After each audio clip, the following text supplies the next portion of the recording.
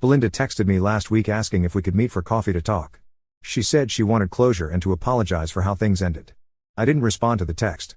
We already had closure the day I moved out. She doesn't need my permission to apologize, and I don't need to hear her apology to move on with my life. From what I understand through mutual friends, she ended up moving back in with her parents. She's still doing freelance graphic design work, but she's also looking for a full-time job with benefits and a steady salary. Patty mentioned that Belinda has been asking about me and wondering if I'm happy in my new place. Patty asked if I would be open to talking to Belinda if she reached out. I told Patty that Belinda was welcome to reach out if she had something specific she needed to discuss, but that I wasn't interested in rekindling our friendship or having conversations about our past relationship. Patty said Belinda was having a hard time adjusting to living with her parents again, and that she felt like she had lost her best friend along with her boyfriend. I said that was unfortunate, but that it was a natural consequence of the choices Belinda made. I said I hoped she would figure things out and find happiness, but that I wasn't the right person to help her with that process. Some people might think I handled this situation too harshly. But I think Belinda needed to learn that relationships have real consequences, and that you can't expect people to wait around indefinitely while you figure out what you want. She told me she wasn't in love with me, so I stopped acting like someone who was in love with her. She wanted the benefits of having a devoted boyfriend without the obligation of being a devoted girlfriend. When I stopped providing those benefits, she realized what she was giving up. But by then, I had realized what I was giving up too.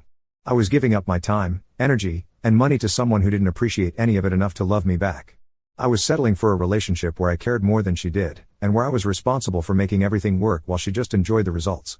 I'm not angry with Belinda anymore. I think she's a decent person who made some selfish choices without fully thinking through the implications. But I also don't miss her or wish things had worked out differently.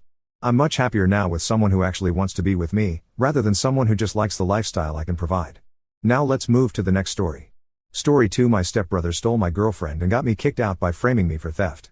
Years later they begged me to save her from prison after she stole $75,000. I, 25M, never imagined I would end up sharing my story on Reddit, but the events of the past few years have left me with no choice. It all began when my mom married Robert, 52M, 5 years ago. I was 20 then, working at a promising tech startup that developed mobile apps. I had a girlfriend, Sarah, 19F, whom I met during my first year of college.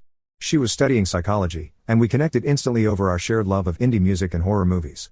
Life seemed perfect, I was making good money, had a loving girlfriend, and was steadily saving up to move out on my own. My mom met Robert at a charity event where she was volunteering. He came across as the perfect gentleman, successful real estate developer, well-spoken, and seemed genuinely interested in making our family work. They dated for a year before getting married in a small ceremony. I was happy for my mom. After raising me alone since I was 12, she deserves someone